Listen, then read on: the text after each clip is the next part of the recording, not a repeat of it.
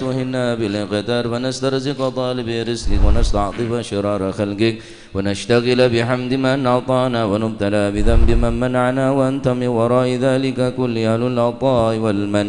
اللهم كما سنت وجوهنا عن السجود إلا لك فسنا للحاجة إلا إليك بجودك وكرمك وفضلك يا أرحم الراحمين يا أرحم الراحمين يا أرحم الراحمين. أغننا بفضلك عمن سواك. وصلى الله على سيدنا محمد وعلى آله وسلم. الحمد لله رب العالمين.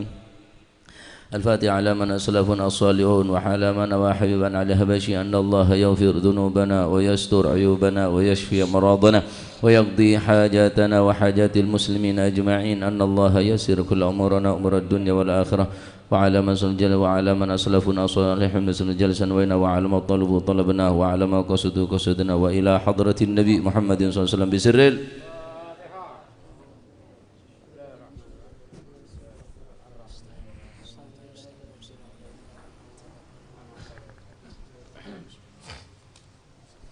يا ربي صل على محمد شرف بدر في الكون أشراق. يا ربي صل على محمد يا ربي صل عليه وسلم. يا ربي صل على محمد كرم داع يدعو إلى الحق. يا ربي صل على محمد يا ربي صل عليه وسلم. يا ربي صل على محمد المصطفى الصادق المصدق. يا ربي صل على محمد يا ربي صل عليه وسلم.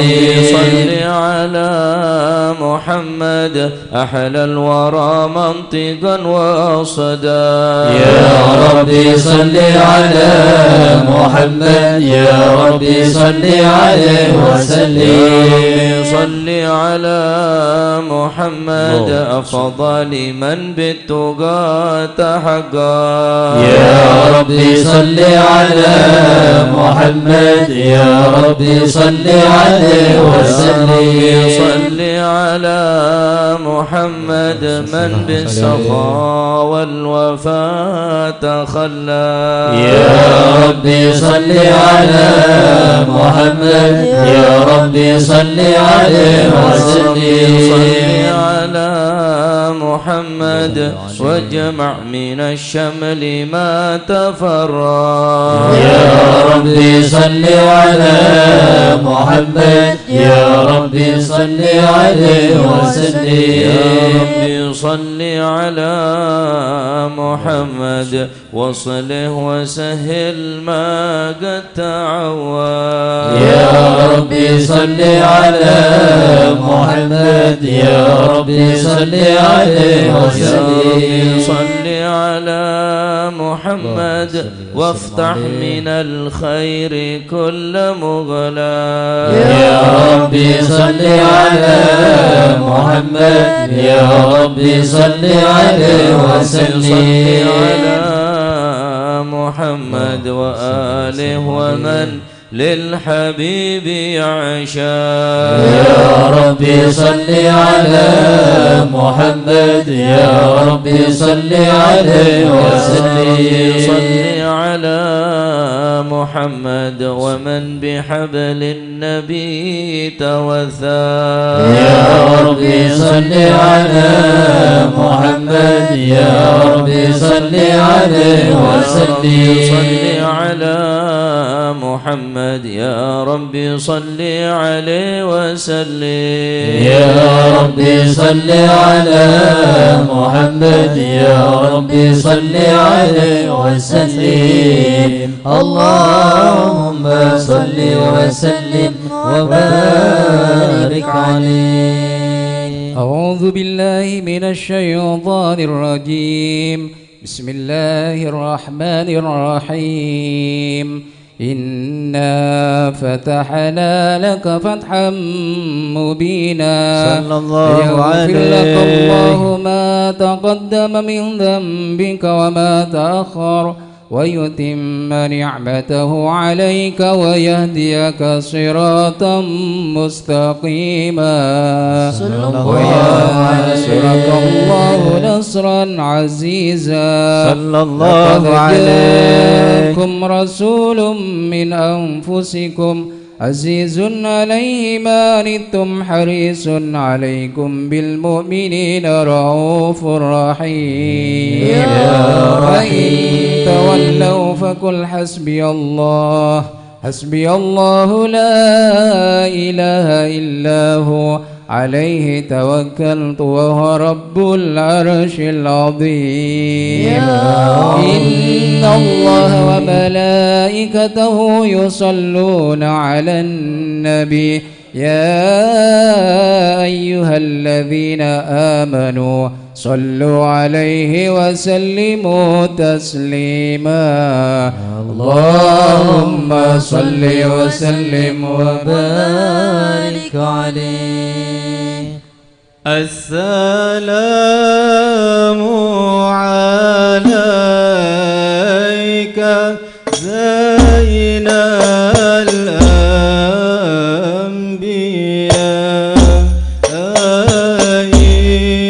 السلام عليك. السلام عليك زين الأنبياء.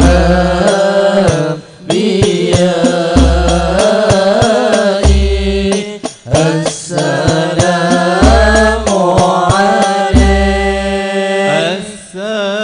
السلام عليك قال أتقيائي.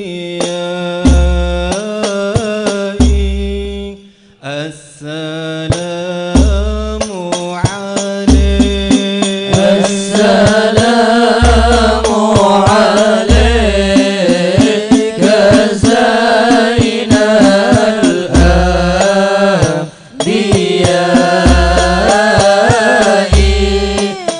السلام عليك. السلام عليك فالأصفياء.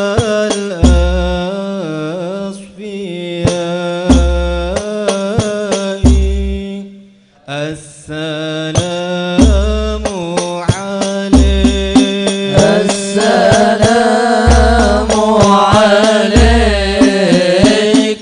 زين الأنبياء.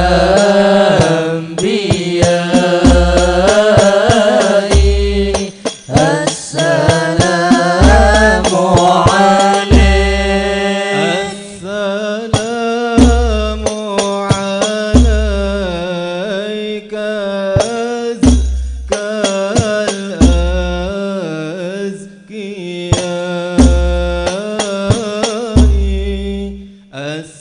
السلام عليك. السلام عليك زين الأنبياء.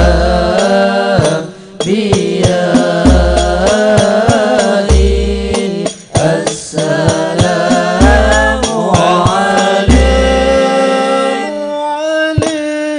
عليك من رب السماء. السلام عليك من رب السماء. السلام عليك. السلام عليك زين الأنبياء.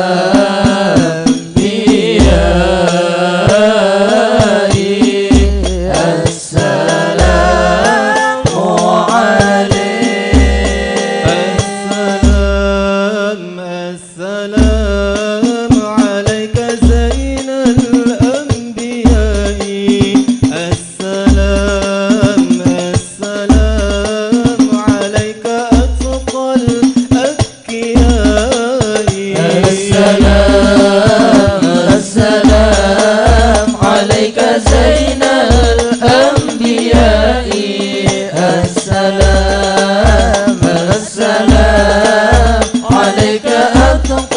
الأذكياء السلام عليك دائم بلا انقضاء السلام عليك أحمد يا حبيبي السلام عليك دائم بلا انقضاء السلام عليك أحمد يا حبيبي السلام عليك طه يا طبيبي السلام عليك السلام عليك السلام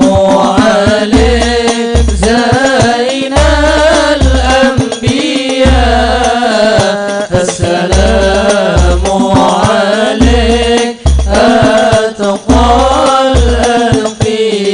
الأتقياء السلام على المشفع في القيامة السلام على المضلل بالغمامة السلام على المشفع في القيامة السلام على المضلل بالغمامة السلام على المتوج بالكرامة السلام عليك السلام عليك السلام عليك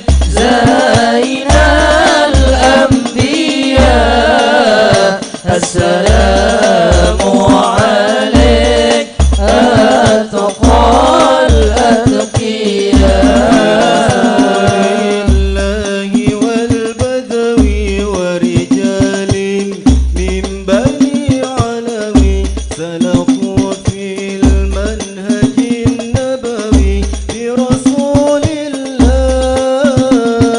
الله والبدوي برسول الله والبدوي ورجال من بني علوي سلكوا في المنهج النبوي برسول الله والبدوي إني قد مددت يدي منك أرجو فائض المدد ربي إني قد مددت يدي منك أرجو فائض المدد فأغثني أنت معتمدي فأغثني أنت معتمدي برسول الله والبدوي برسول الله والبدوي ورجال من بني علوي سلكوا في المنهج النبوي برسول الله والبدوي بالأعتاب معترفا لعظيم الذنب معترفا كنت بالأعتاب معترفا لعظيم الذنب معترفا من بحار الفضل معترفا من بحار الفضل معترفا برسول الله والبدوي برسول الله والبدوي ورجال من بني علوي سلكوا في المنهج النبوي برسول الله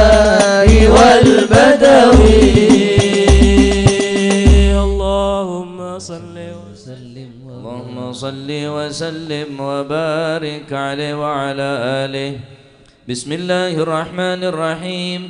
الحمد لله القوي سلطانه الواضح برهانه المبسوط في الوجود كرمه وإحسانه صلى الله عليه مجده وعظم شانه صلى الله خلق الخلق لحكمة وطوى عليها علمه وبسط لهم من فائض المنة ما جرت به في أقداره القسمة صلى الله عليه وأرسل إليهم أشرف خلقه وأجل عبيده رحمة صلى الله عليه إرادة الأزلية بخلق هذا العبد المحبوب فانتشرت آثار شرفه في عوالم الشهادة والغيوب صلى الله عليه جل هذا المن الذي تكرم به المنان صلى الله عليه وأعظم هذا الفضل الذي برز من حضرة الإحسان صورة كاملة ظهرت في هيكل محمود صلى الله عليه بوجودها كناف الوجود وطرزت برد العوالم بطراز التكريم اللهم صل وسلم أشرف الصلاة والتسليم على سيدنا ونبينا محمد الرؤوف الرحيم اللهم صل وسلم وبارك عليه صل وسلم وبارك عليه وعلى آله تجلى الحق في عالم قدسه الواسع تجليا قضى بانتشار فضله في القريب والشاسع صلى الله عليه فله الحمد الذي لا تنحصر أفراده بتعداد صلى الله عليه يمل تكراره بكثرة ترداد حيث أبرز من عالم الإمكان صورة هذا الإنسان صلى الله عليه ليتشرف بوجود ثقلا وتنتشر أسراره في الأكوان صلى الله عليه اتصل به قلب منيب إلا من سوابغ فضل الله على هذا الحبيب صلى الله عليه يا لقلب سروره قد توالى بحبيب عما لنا منوالا صلى الله عليه شرف الوجود بنور غمر الكون بهجة وجمالا صلى الله عليه قد ترقى في الحسن أعلى مقام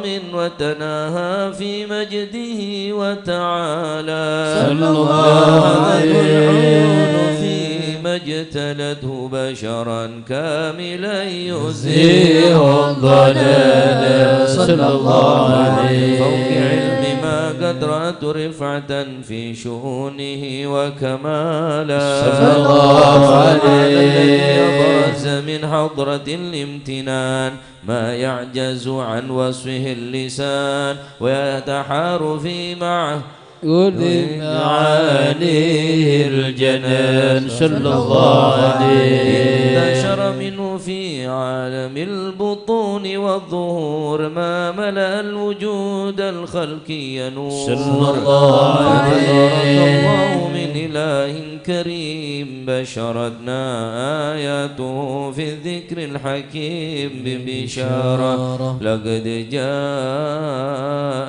رسول من أنفسكم عزيز عليه ما عنتم حريص عليكم بالمؤمنين رؤوف رحيم يا رحيم فمن فاجأت هذه البشارة وتلقاها بقلب سليم فقد هدي إلى صراط مستقيم اللهم صل وسلم أشرف الصلاة والتسليم على سيدنا ونبينا محمد الرؤوف الرحيم. اللهم صل وسلم وبارك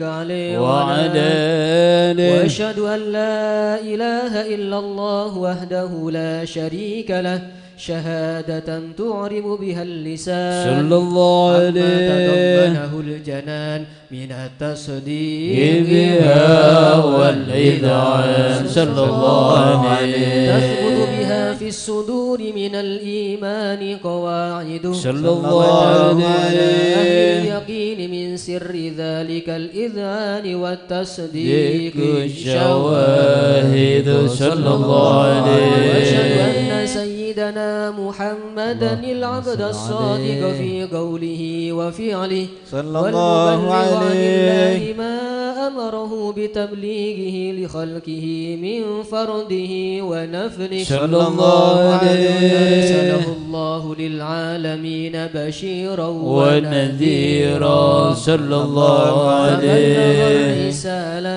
وأدى الأمانة وهدى الله به من الأمة بشرا كثيرا صلى الله عليه. في ظلمة الجهل للمستبصرين سراجا وقمرا منيرا صلى الله عليه. أعظمها من منة تكرم الله بها على البشر صلى الله عليه. أوسعها من نعمة انتشر سرها في البحر والبر. الله عليه. اللهم صل وسلم بأجل الصلوات وأجمعها وأزكى التحيات وأوسعها على هذا العبد الذي وفى بحق العبودية صلى الله عليه. في خلعة الكمال وقام بحق الربوبية في مواتن الخدمة لله وأقبل عليه غاية الإقبال صلى الله صلاة عليه. يتصل بها روح المصلي عليه صلى الله عليه. في قلبه نور سر تعلقه به وحبه ويكتب بها بعناية الله في حزبه وعلى آله وصحبه الذين ارتقوا صهوة المجد بقرب صلى الله عليه. وتخيروا بلال الشرف الأصلي بوده وحبه ما عطر الأكوان بنشر ذكراهم نسيم. اللهم صل وسلم أشرف الصلاة وتسليم على سيدنا ونبينا محمد الرؤوف الرحيم. اللهم صل وسلم وبارك عليه. اللهم صل وسلم وبارك عليه وعلى آله. أما بعد فلما تعلقت إرادة الله في العلم القديم صلى الله عليه البشر الكريم بالتقديم والتكريم صلى الله عليه. نفذت القدرة الباهرة بالنعمة الواسعة والمنة الغامرة صلى الله عليه. التصوير في العالم المطلق الكبير عن جمال مشهود بالعين حاول لوصف الكمال المطلق والحسن التام والزين صلى الله عليه. فتنقل ذلك الجمال الميمون في الأصلاب الكريمة والبطون فما من صلب ضم إلا وتمت عليه من الله النعمة صلى الله عليه. والقمر التام الذي يتنقل في بروجه ليتشرف بموطن استقراره وموضع خروجه وقد قضت الأكدار الأزلية بما قضت وأظهرت من سر هذا النور ما أظهرت وخصصت بمن خصصت صلى الله عليه مستقر عليه في الأصلاب الفاخرة والأرحام الشريفة الطاهرة صلى الله حتى برز عليه في عالم الشهادة بشارا لا كالبشر صلى الله عليه ونورا حيرا الأفكار ظهوره وبهر فتعلقت همة الراقم لهذه الحروف صلى الله ليركم في عليه هذا القرطاس ما هو لديه من عجائب بذلك النور معروف صلى الله عليه بعشر عشر أوصاف ذلك الموصوف صلى الله تشويقا عليه للسامعين من خواص المؤمنين وترويحا للمتعلقين بهذا النور المبين صلى الله عليه فأنا تعرب الأقلام عن شؤون خير الأنام صلى ولكن الله هزني عليه تذويل ما حفظت من سر أشرف المخلوقين وما أكرم الله به في مولده من الفضل الذي عم العالمين صلى الله عليه منشورة على مر الأيام والشهور والسنين صلى الله داعي عليه التعلق بهذه الحضرة الكريمة ولا يتشوق إلى سماء أوصافها العظيمة ولعل الله ينفع به المتكلم والسامع فيدخلني في شفاعة هذا النبي الشافع ويتروحان بروح ذلك النعيم اللهم صل وسلم أشرف الصلاة والتسليم على سيدنا ونبينا محمد الرؤوف الرحيم اللهم صل وسلم وبارك عليه يا رسول الله يا نبي لك الشفاعة وهذا مطلبي أنت المرتجى يوم الزحام اشفع لنا يا حبيبنا اشفع لنا يا حبيبنا يا رسول الله يا نبي لك الشفاعة هذا مطلبي أنت المرتجى يوم الزحام اشفع لنا يا حبيبنا اشفع لنا يا حبيبنا البرايا من شرع المبين تنشر الهداية بين العالمين جئت للبرايا بالشرع المبين تنشر الهداية بين العالمين اشفع لنا يا حبيبنا اشفع لنا يا حبيبنا لك الشفاعة يا رسول الله يا رسول الله يا نبي لك الشفاعة وهذا مطلبي أنت المرتجى يوم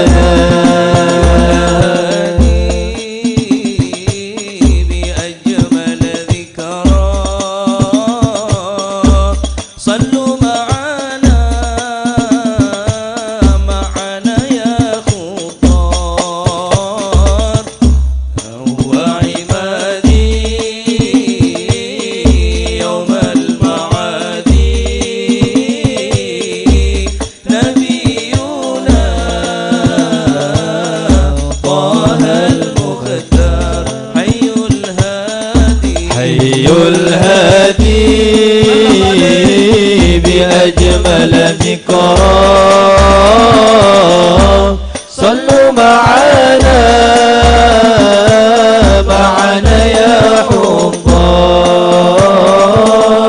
فهو عمادي يوم المعاد نبينا طه المختار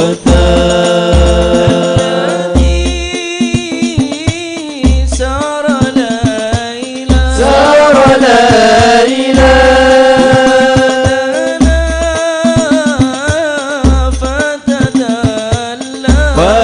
فتدلى يوم المعاد نبينا طه المختار حي الهادي بأجمل ذكرى صلوا معنا يا حضار فهو عمادي يوم المعاد نبينا طه المختار الله ما لاحت كواكب على أحمد خير من راكبا نجائب صلاة الله ما لاحت كواكب على أحمد خير من راكبا نجائب صلاة الله ما لاحت كواكب على مدى خير من راكبا نجائب صلاة الله ما لاحت كواكب على مدى خير من راكبا نجائب هذا حديث باسم الحباب صلى الله عليه فحذا الشكر أطاف الركائب هذا حديث باسم الحبائب فحذا الشكر طرف الركائب صلاة الله ما لاحت كواكب وإنك في طريق المعاني ألا وقد مدده طه وسالت من مدامعها سحائب صلاة الله ما لاحت كواكب على مدى خير من راكبا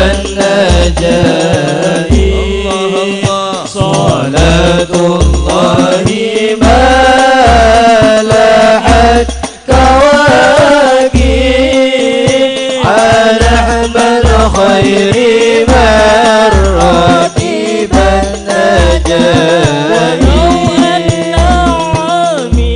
عملنا كل حين لأحمد مولدا قد كان واجب ولو أن عملنا كل حين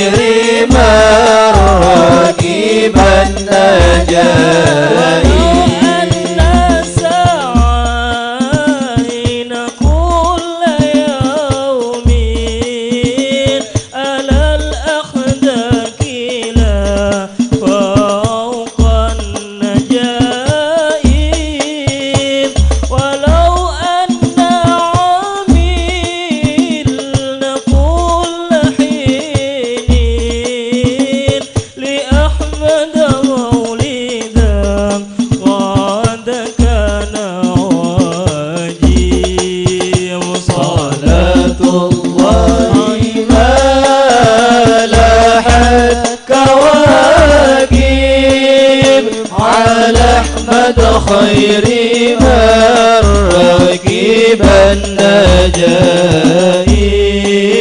صلاة الله ما لاحت كواكب على أحمد خير من ركب النجائب.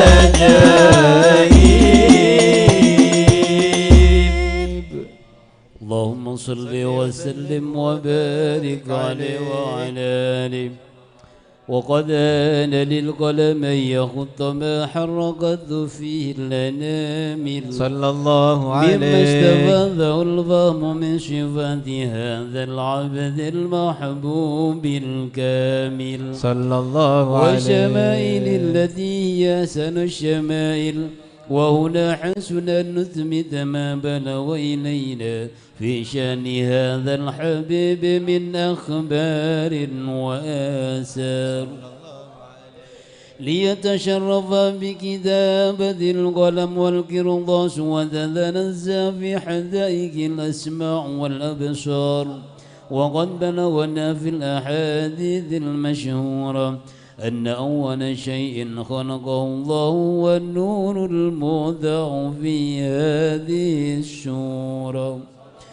فنور هذا الحبيب أول مخلوق برز في العالم صلى الله عليه تفرع الوجود خلقا بعد خلق فيما حدث وما تقادم صلى الله عليه. وقد أخرج عبد الرزاق بسنده عن جابر بن عبد الله الأنصاري رضي الله عنهما قال قلت يا رسول الله بأبي وأمي أخبرني عن أول شيء خلقه الله قبل الأشياء. قال يا جابر إن الله خلق قبل الأشياء نور نبيك محمد صلى الله عليه وسلم بالنور صلى الله عليه. وقد ورد من حديث أبي هريرة رضي الله عنه أنه قال قال رسول الله صلى الله عليه وسلم كنت أول النبيين في الخلق وآخرهم في البعث صلى الله عليه. وقد تعددت الرواية بأنه أول الخلق وجودا وأشرفهم مولودا صلى الله عليه. كانت السعادة الأبدية لها ملاحظة خفية اختصت من شاءت من البرية بكمال الخصوصية صلى الله عليه. فاستودع هذا النور المبين أصلاب وبطون ما شرفت من العالمين صلى الله عليه.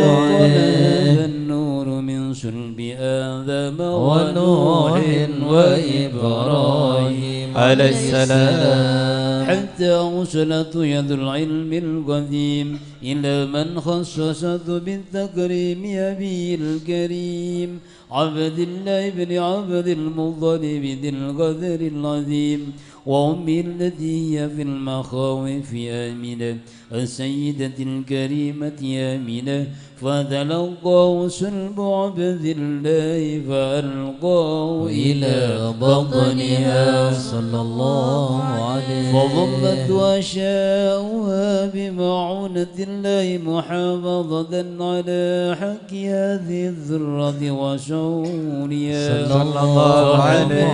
برعاية الله كما ورد عنها حملا خفيفا لا تجد له ثقلا صلى الله ولا نشكر ولا من ولا عنلا حتى مر الشهر بعد الشهر من حمله وغرب وقت بروزه إلى عالم الشهادة لتنبجد على هذا العالم فيوضات فضله وتنتشر في أثار مجد الصميم. اللهم صل وسلم أشرف الصلاة والتسليم على سيدنا ونبينا محمد الرؤوف الرحيم. اللهم صل وسلم وبارك عليه.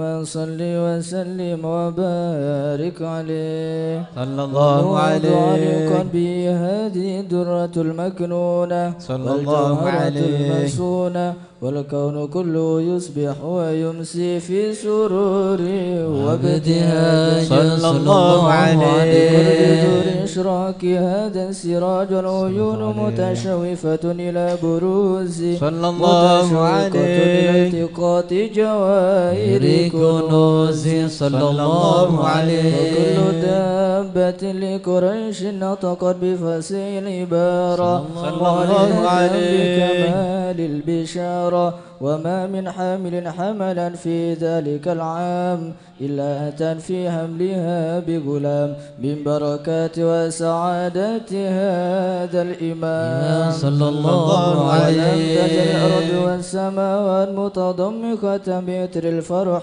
بملاقاة أشرف البريات صلى الله عليه عالم الخفاء إلى عالم الظهور بعد تنكله في البطون والظهور صلى الله عليه الله في الوجود بهجة تكريم وبسط في العالم الكبير مائدة تشريف وتعظيم ببروز هذا البشر الكريم اللهم صل وسلم أشرف الصلاة وتسليم على سيدنا ونبينا محمد الرؤوف الرحيم اللهم صل وسلم وبارك عليه صل وسلم وبارك عليه وعلى آله صلى الله عليه فحين قرب وضع هذا الحبيب صلى على الله السماوات عليه والأرض ومن فيهن بالترحيب صلى الله وارفع عليه الوجود لله على أهل الوجود تسج والسنة الملائكة بالتبشير للعالمين تعي سبحان الله والحمد لله ولا إله إلا الله الله أكبر سبحان الله والحمد لله ولا إله إلا الله الله أكبر سبحان الله والحمد لله ولا إله إلا الله الله أكبر قدرتك شفت كناع هذا المستور ليبرز نوره كاملا في عالم الظهور نورا فاق كل نور صلى الله عليه حكم على من أتم الله عليه النعمة من خواص الأمة يحضر عند وضعه أمة تأنيسا لجنابها المسعود ومشاركة لها في هذا السمات الممدود حضرت بتوفيق الله السيدة مريم والسيدة آسيا ومعهما من الحور العين من قسم الله له من الشرف بالكسمة الوافية فتمق الذي رتب الله على خدوره وجود هذا المولود فانفلق سفه الكمال من النور عن عمود وبرز الحامد المحمود مذعنا لله بالتعظيم والسجود صلى الله محمد صلى الله عليه وسلم صلى الله على محمد صلى الله عليه وسلم اللهم صل على محمد ومولانا محمد أشرق الكون ابتهاجا بوجود المصطفى أحمد ولآل الكون أنس يا رسول الله وسرور قد تجدد يا نبي سلام عليك يا رسول سلام عليك يا حبيب سلام عليك يا رسول الله صلوات الله عليك فاضربوا يا أهل المثاني فهزار اليمن غرد واستضيء بجمال يا رسول الله فاق في الحسن تفرد يا نبي سلام عليك، يا رسول سلام عليك، يا حبيب سلام عليك، يا رسول الله صلوات الله عليك. البشرى بسعد مستمر ليس ينفد، حيث أوتينا ضاء جمع الفخر المؤبد. يا نبي سلام عليك، يا رسول سلام عليك، يا حبيب سلام عليك، صلوات الله عليك. يا ربي كل حمد جل أن يحصره العاد، إذ حبانا بوجود المصطفى الهادي محمد. يا نبي سلام عليك، يا رسول سلام عليك، يا حبيب سلام عليك، صلوات الله عليك. اللهم صل على محمد. رسول الله أهلا مرحبا بك، إن بك نسعد. مرحبا مرحبا يا نور العين، مرحبا مرحبا جد الحسين. مرحبا وبجاهه يا إلهي، مرحبا جود وبلغ كل مقصد. مرحبا مرحبا يا نور العين، مرحبا مرحبا جد الحسين. صل على محمد. نهج سبيلي مرحبا مرحبا به نسعد ونور شاد. الله مرحبا مرحبا مرحبا يا نور العين، مرحبا مرحبا مرحبا جد الحسين. الله مرحبا مرحبا. ربي بلغنا بجاهه، مرحبا مرحبا واري خير مقعد. الله مرحبا مرحبا مرحبا يا نور العين، مرحبا مرحبا مرحبا جد الحسين. الله مرحبا مرحبا. صلاة الله تغشى أشرف الرسل محمد، صلوا عليه وسلام مستمر كل حين يتجدد. صلى الله على محمد، مرحبا صلى الله عليه وسلم، مرحبا صلى الله على محمد، مرحبا صلى الله عليه وسلم، مرحبا. اللهم صل على محمد.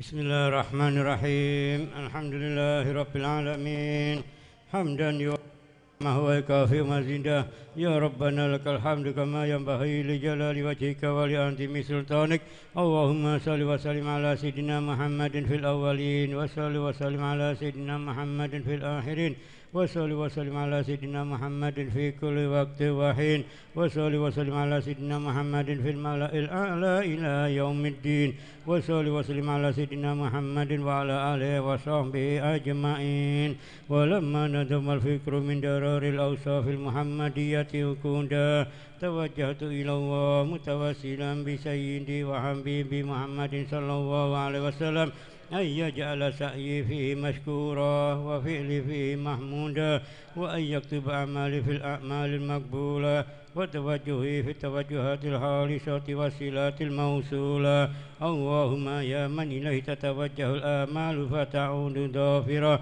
وعلى باب عزته تحت الرحال فتعشاها منه الفيوضات الغامرة نتوجه إليك بأشرف وسائل لديك سيد المرسلين عبدك صادق الأمين سيدنا محمد الذي أمت رسالته العالمين أن تصلي وتسلم على تلك الذات الكاملة مستودع أمانتك وحافظ سرك وحامل راية دعوتك شاملة الآب الأكبر المحبوب لك والمحاصص بشرف الأفهار في كل موطن من مواطن القرب ومدهر قاسم إمدادك في عبادك وساكي كؤوس إرشادك لأهل ودادك سيد الكونين وأشرف الثقلين العبد المحبوب الخالص المحسوس منك بأجل الخصائص اللهم صل وسلم عليه وعلى آله وأصحابه وأهل حضرة اقترابه من أحبابه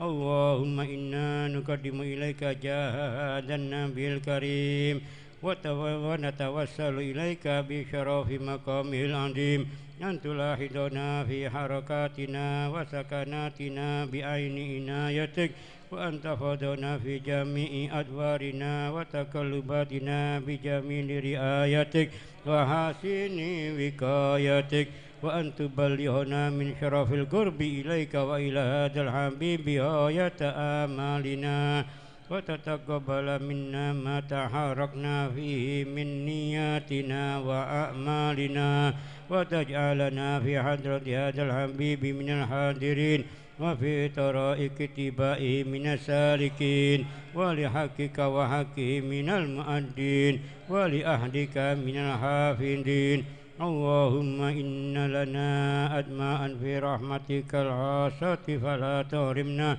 وجنونا جميلة هي وسيلتنا إليك فلا تغيبنا آمنا بك وبرسولك وما جاء به من الدين وتوجهنا به إليك مستشفئين أن تقابل المذنب منا بالغفران والمسيء بالإحسان والسائل بما سأل والمؤمل بما أمل وأن تجعلنا ممن نصر هذا الحبيب ووازره وواله وظاهره وأم ببركته وشريف وجهته أولادنا ووالدنا وأهل قدرنا ووادينا وجميع المسلمين والمسلمات والمؤمنين والمؤمنات في جميع الجهات وأدم راية الدين القويم في جميع الأقطار منشورة ومعالم الإسلام والإيمان بأهلها مأمورة مأنا واكشف اللهم كربة المكروبين واقض دين المدينين واغفر للمذنبين وتقبل توبة التائبين وانشر رحمتك على عبادك المؤمنين أجمعين واكف شر المعتدين والظالمين وابسط العدل بولاة الحق في جميع النواحي والأقطار وأيدهم بتأييد من عندك ونصر على المعاندين من الفكين والكفار وجعلنا يا رب في الحسن الحسين من جميع البلايا وجعلنا يا رب في الحسن الحسين من جميع البلايا وفي الحرز المكين من الذنوب والخطايا وأدمنا في الأمل بطاعتك والصدق في خدمتك قائمين وإذا توفيتنا فتوفنا مسلمين مؤمنين واختم لنا منك بخير أجمعين وصل وسلم على هذا الحبيب المحبوب للأجسام والأرواح والقلوب وعلى آله وصحبه ومن إليه منسوب وآخر دعوانا أن الحمد لله رب العالمين بفضلك سبحانك ربك رب العزة عما يصفون وسلام على المرسلين والحمد لله رب العالمين.